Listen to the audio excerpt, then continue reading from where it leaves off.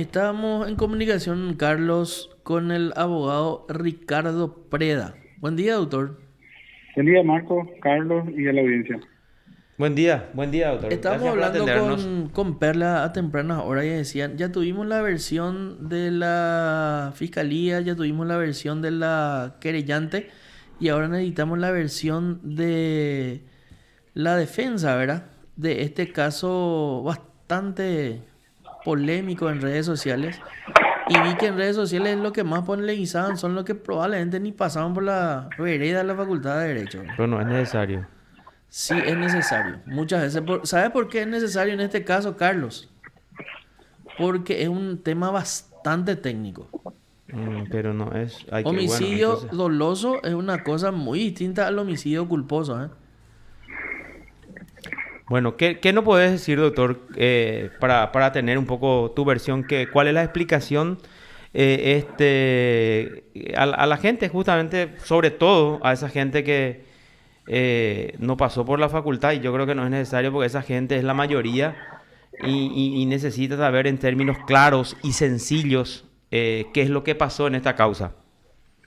Bueno, nosotros habíamos planteado la nulidad de la acusación del Ministerio Público porque había una identidad ideológica entre ambos escritos, es decir, el escrito del Ministerio Público era idéntico al escrito de la querella. Obviamente, si se determina que el escrito de la Fiscalía fue redactada por una persona ajena al Ministerio Público, eso lo convierte en un acto ilegal porque eso está prohibido por disposiciones tanto del Código Procesal Penal como de la Ley Orgánica del Ministerio Público. Ese fue el primer planteamiento. El segundo planteamiento era que la acusación era nula debido a que se fundaba en una actuación temeraria del Ministerio Público. ¿Por qué temeraria? Porque el fiscal Rienzi, actuando como perito, elaboró 3 informes donde él mismo hacía un análisis técnico de ciertas situaciones como una medición retrospectiva de alcohol, etcétera, y él firmaba ese informe y con ese informe amplía la imputación por homicidio doloso. Es más, ese informe es ofrecida por la abogada querellante como una prueba en su acusación. Sin embargo, la Fiscalía ya no ofreció ese documento, pero estamos hablando de un fiscal Doctor, que no tiene doctor, la función de emitir doctor, informes técnicos. Sí, espera, no, eso es cierto. sí. O sea, el fiscal hizo un informe ¿Sí? sobre el grado de alcohol donde él firma y él hace un estudio según la fórmula de Wismar. Y Sí. lo más grave de esto, Marco, Carlos y audiencia, es que él le pide después al doctor Lemir que ratifique su informe. Y el doctor Lemir le dice, sí, más o menos tu análisis es correcto, pero tenés que tener en cuenta que si la persona bebió alcohol después de la 1:30 de la mañana, ya no aplica esa fórmula. Y resulta que según el fiscal, la acusada bebió alcohol unos minutos antes del accidente, que fue a las 6 de la mañana. Entonces, por lo que le dice Lemir, más o menos le está diciendo, tu informe ya no tendría sentido, porque esa fórmula solamente sirve cuando la persona se encuentra en etapa de desechar el alcohol en el cuerpo. Es decir, si vos, por ejemplo, bebés ahora alcohol, esa fórmula no se te puede aplicar. Y esa es la fórmula que aplicó el fiscal.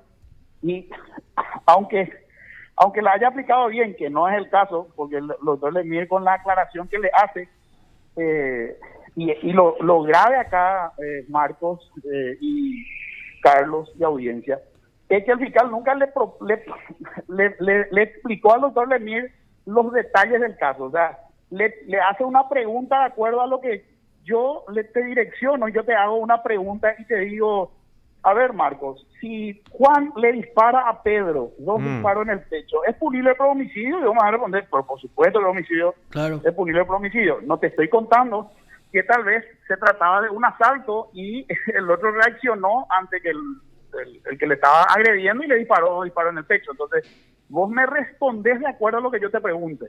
Entonces, acá estamos hablando de que un fiscal actuó como perito en 3 oportunidades. Primer punto. Segundo punto, se ordena la extracción de sangre. La extracción de sangre se da a las 5 de la tarde, 5:20 de la tarde del día del accidente. es decir, 12 horas después que ocurrió el accidente. La orden judicial solamente decía extracción de sangre. Luego el fiscal Rienzi ordena una pericia, es decir, un análisis técnico sobre el contenido de esa sangre. No nos, como defensa, si bien yo todavía no intervenía en ese momento, no le dio intervención a la defensa para que ofrezca un perito y puntos de pericia, como por ejemplo, si podía establecerse qué tiempo de permanencia tiene esa sustancia en la sangre. ¿Por qué decimos esto? Porque resulta que en el sanatorio donde ella estuvo internada existe una indicación de administrarle un medicamento que tiene el principio activo de la benzodiazepina, que es lo que sale positivo en ese informe toxicológico. Nosotros hemos demostrado que el Sanatorio San Roque le cobró a mi cliente, a mi defendida, a su familia, le cobró por el medicamento que tiene benzodiazepina durante su internación. Sin embargo, en la hoja de enfermería no registra su administración, y lo peor de todo es que le entregaron el frasco consumido a su familia, y que nosotros obviamente eso vamos a probar en juicio. Así que esa prueba toxicológica era relevante que nosotros tengamos intervención para proponer puntos de pericia, y también nuestro propio perito, para que verifique si la cantidad hallada, por ejemplo, obedece a una administración antes de la conducción del vehículo o con posterioridad al accidente. O sea, acá hay muchas cuestiones, pero absolutamente irregulares cometidas por la agente fiscal, tanto Rienzi como un tal Acuña, que es el que interviene después, a quien nosotros le pedimos, bueno, por favor, envíale al doctor Lemir toda la historia clínica de esta chica para que él valore esa cuestión del alcohol en sangre otra vez, y también valore si es razonable que ella haya consumido benzodiazepina con alcohol antes de la conducción. ¿Y por qué le preguntamos esto? Porque según el análisis que hace el médico de la ambulancia que la llevó a Florencia hasta el sanatorio, y los médicos que estaban en el sanatorio a su ingreso, dicen de que ella estaba lúcida y dio al examen de Glasgow en ambas oportunidades 15/15.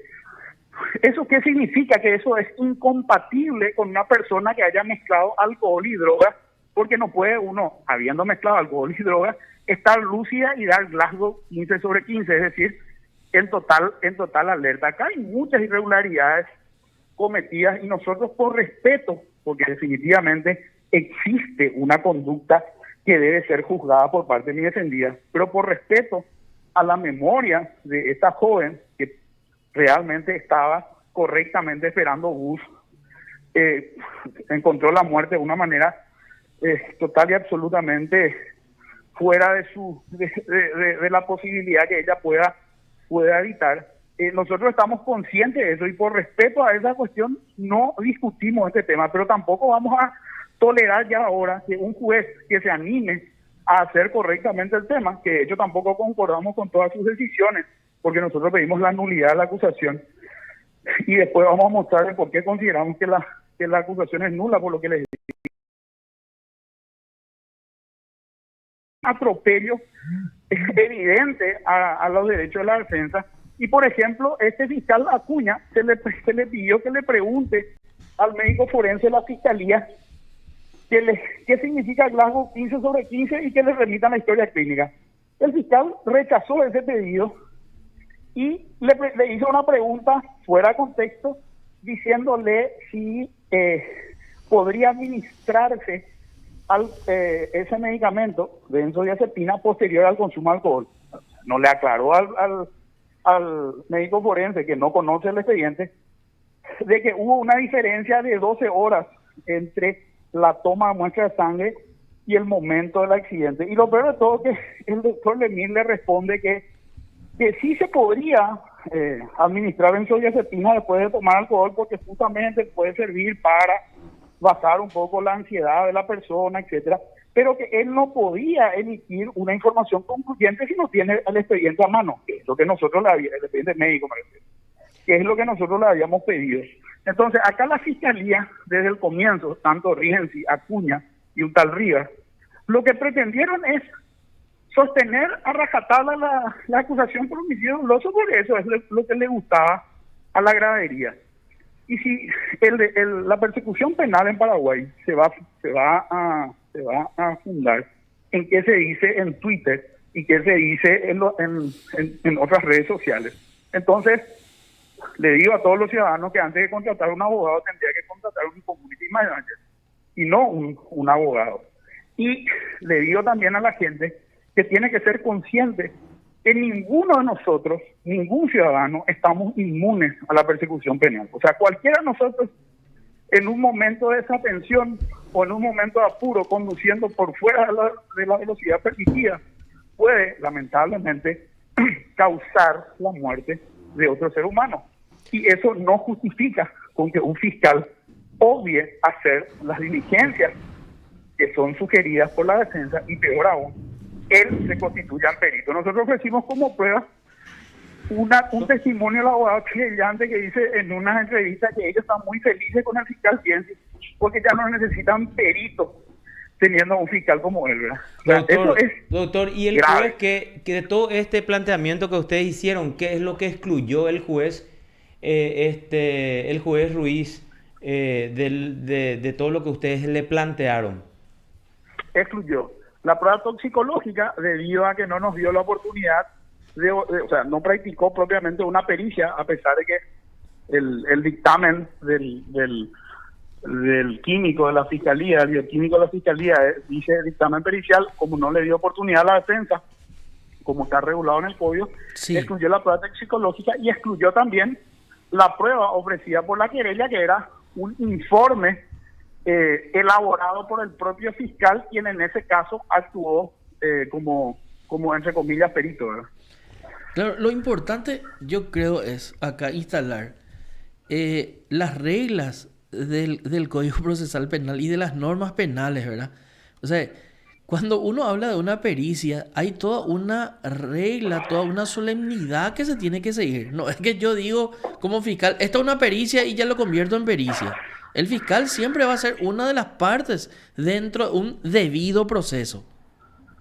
Así es. Y más aún en este caso, donde justamente nosotros desde el inicio pusimos en entredicho el tema de la benzodiazepina, porque lo que nosotros estamos convencidos es que la benzodiazepina se la administró dentro del sanatorio y que obviamente le dio positivo porque la toma de muestra ya fue a la tarde, a las 5:30 de la tarde, después de 12 horas de internación. Entonces, si a nosotros nos hubieran dado la oportunidad de participar de la pericia, hubiéramos ofrecido puntos, y también nuestro perito, que señale si ese tiempo transcurrido puede indicar que el consumo se dio antes de la conducción o después de la conducción, o la cantidad hallada es compatible con una persona que puede haber perdido el conocimiento al momento de conducir, que tampoco se corrobora con la otra evidencia, por lo que les dije. Todos los médicos que la atendieron a Florencia desde el inicio ratifican de que ella estaba lúcida y 15/15. Entonces,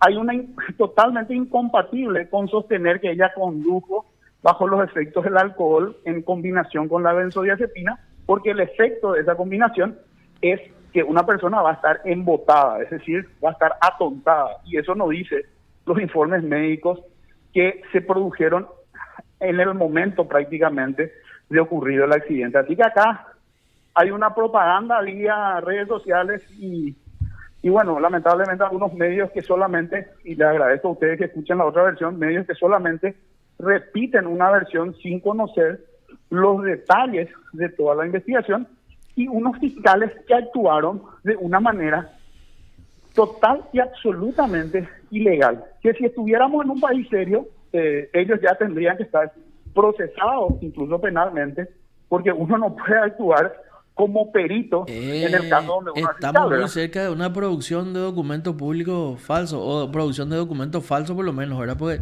en realidad, o sea, te voy a hacer una pregunta más que obvia, ¿verdad? ¿El fiscal es perito de peritos o solamente el juez es el perito de peritos?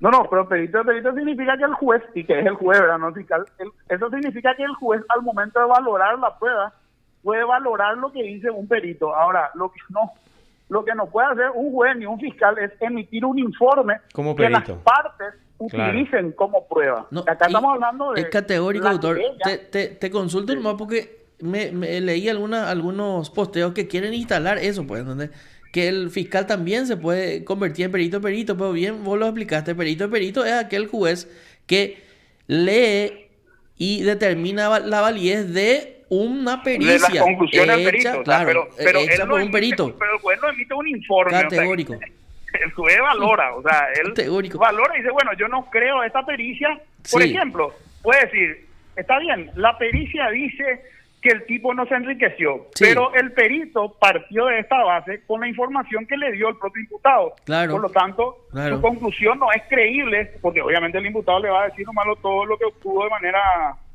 lícita, No por es decir creíble porque no un tiene ejemplo. todas las aristas del tema. Doctor, y vos vas a apelar la resolución del juez porque hablaste al principio de que, bueno, estás de acuerdo, pero que no les concedió todo lo que ustedes solicitaron porque ustedes pidieron la nulidad de esa acusación. Lo que ¿Vos pasa, como defensor vas a recurrir o no, o queda así lo con la que pasa decisión? es que al ser irrecurrible la autoapertura y al establecerse una doctrina tanto de la sala penal como de los tribunales de apelación de que el control de la acusación es un control que se puede dar por el tribunal de sentencia, nosotros tenemos la posibilidad directamente, como los incidentes iniciales en el juicio oral, plantear aquellos puntos que creemos que no fueron resueltos por el juez de garantía conforme a lo que nosotros creemos.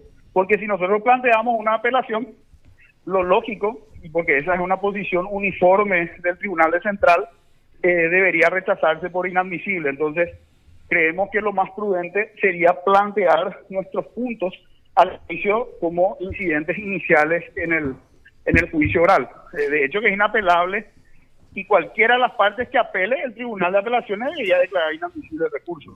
Doctor, vos hablaste también, o sea, de esa, a ver, un poco que acá se tiene que pelear en el campo, ¿cómo? Mediático. En el campo mediático también.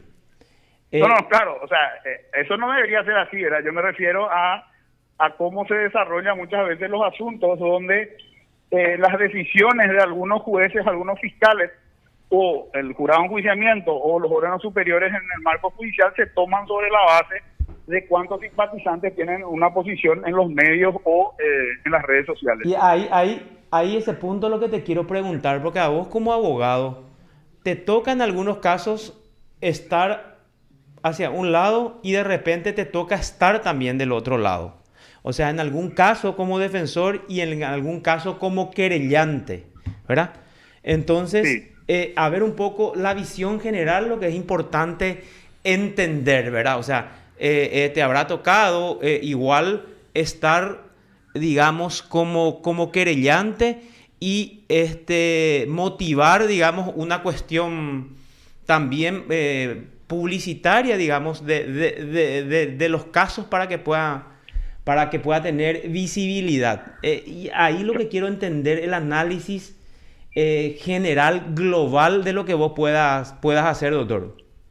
No, la cuestión acá está en que si yo no estoy de acuerdo con una decisión de un fiscal o de un juez, la crítica debe ser jurídica y sobre el asunto particular y no con ánimo de llevarle por delante a nadie, solamente por tener más simpatizantes, instalar una discusión en redes o de manera mediática. De hecho, que si yo mismo como abogado, porque estoy de un lado en un momento, utilizo esa cuestión para forzar las decisiones de los órganos judiciales o de la fiscalía, yo mismo estoy conspirando contra mi trabajo, porque si el sistema judicial va a funcionar de acuerdo a las críticas que puedan recibir en las redes sociales, entonces eso va a convertir nuestra profesión en una profesión que estaría prácticamente de más, por lo que le estoy diciendo, porque finalmente es más efectivo tener un community manager o de alguna manera forzar las publicaciones periodísticas para obtener resultados y no precisamente tener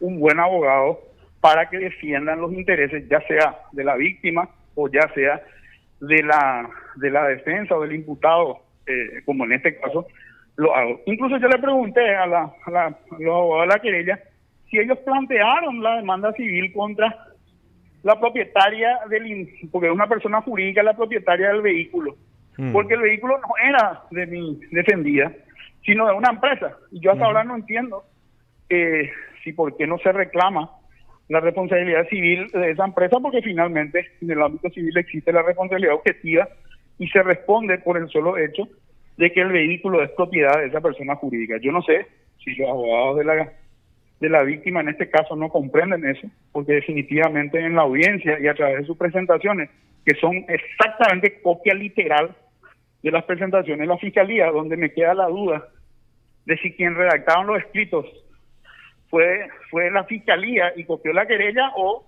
quien redactó los escritos de la Fiscalía fue la abogada de la querella, porque si fuera en ese sentido sería grave, porque un fiscal no puede delegar su obligación de presentar sus requerimientos con las ideas que él tiene, no con la idea que tiene un abogado, ya sea la defensa o la querella. Doctor, aprovechando esta entrevista contigo, a ver un poco, por lo menos yo en particular quiero saber tu opinión sobre ese proyecto de ley que modifica el homicidio culposo a doloso cuando se comete un accidente y se registra una víctima fatal en accidente de tránsito. ¿Cuál es tu opinión sobre ese proyecto, doctor?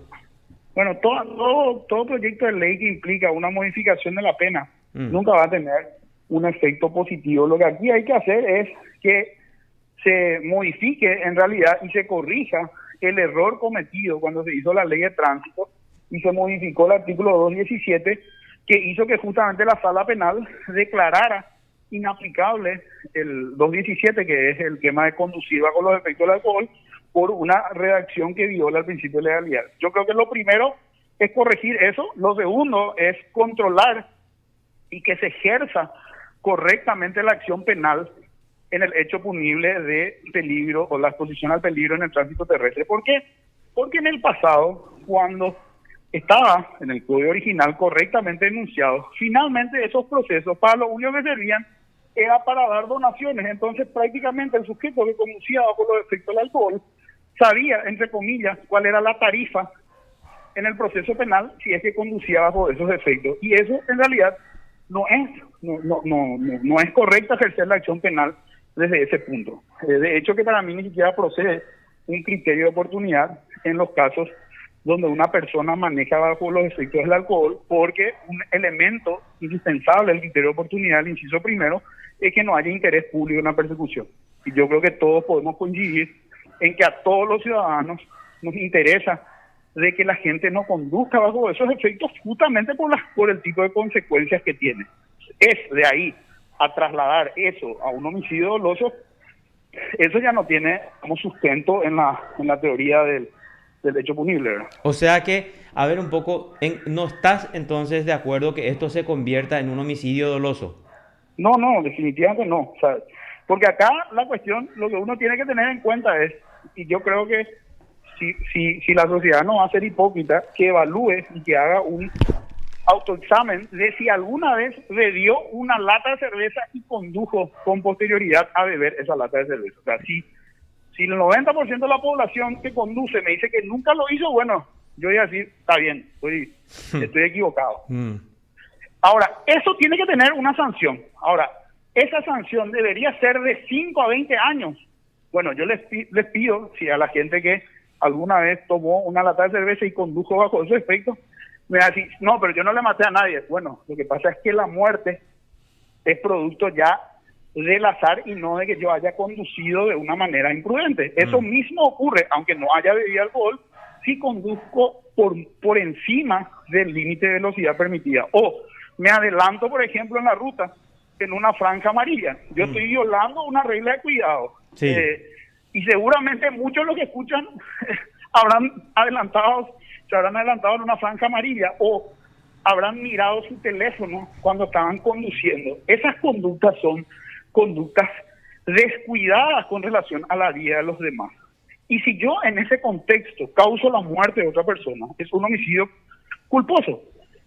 Y si bebo alcohol y eso reduce mi capacidad de reacción, también es una conducta descuidada. Lo que no puedo convertir eso en una conducta dolosa, que significa que yo quería la muerte de la otra persona. O sea, estamos hablando acá de conductas disvaliosas, que lo que hace que sea punible sea el resultado, porque eso es lo que ocurre en los delitos culposos.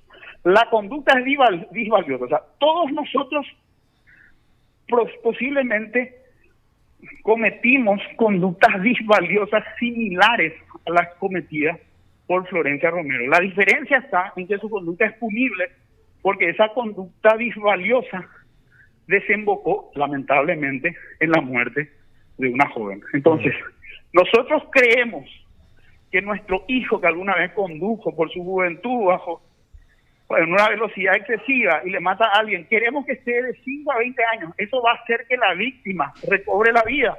Y bueno, lamentablemente no, ¿verdad? No. Eso va a servir de algo. Y lamentablemente no, ¿verdad? No. Entonces, nosotros queremos eso para nuestro sistema. Bueno, está bien, si queremos eso, cambiemos la ley. Pero no nos quejemos cuando quien conduce no es Florencia, sino es Bruno, que es mi hijo. Entonces, no hay que ver solamente de la perspectiva de la víctima, que obviamente es atendible su posición.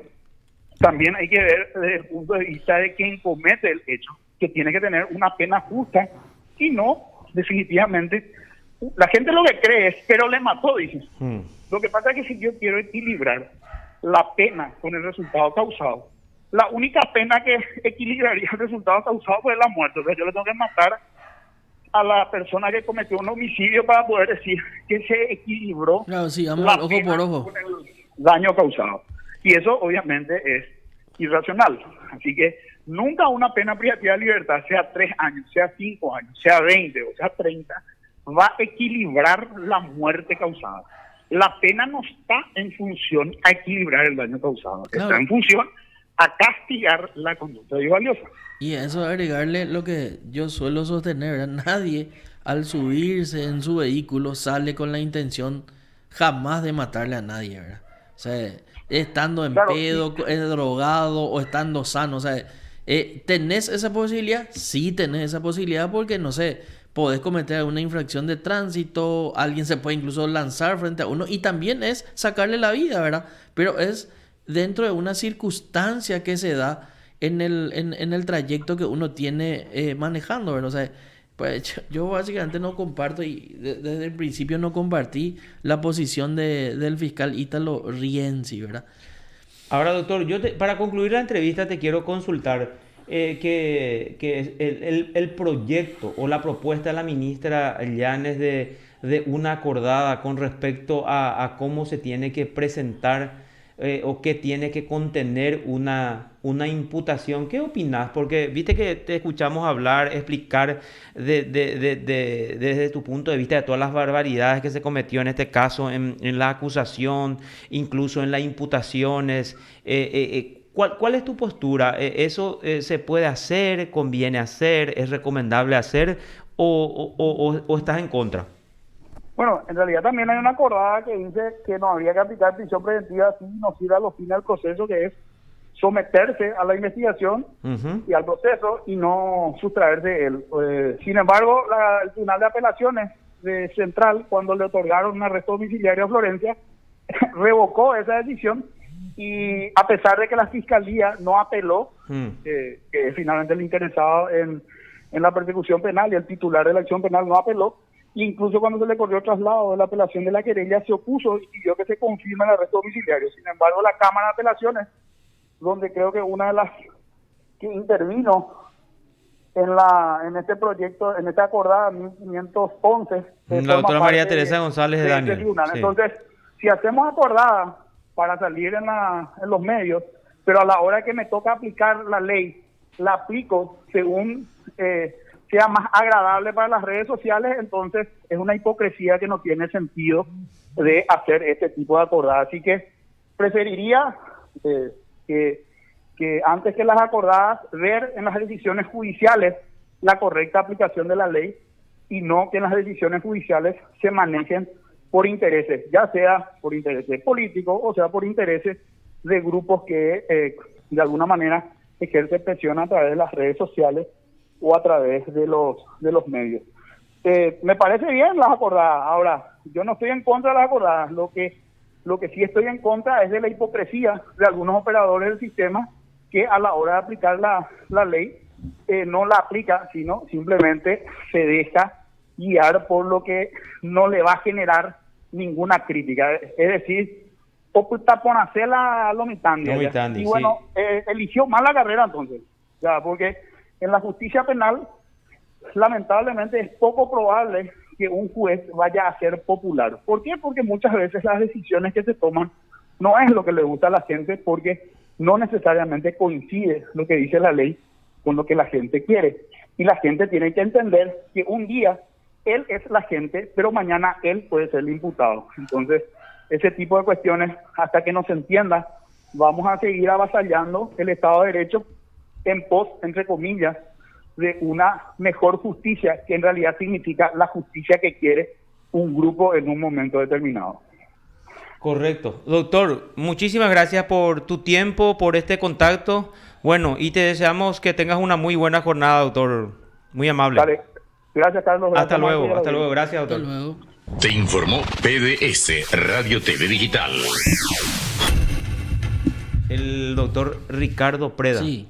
Defensor de la señorita Florencia. Florencia Romero. Florencia es la Romero. que causó aquel accidente en donde falleció. El accidente que causó la muerte de la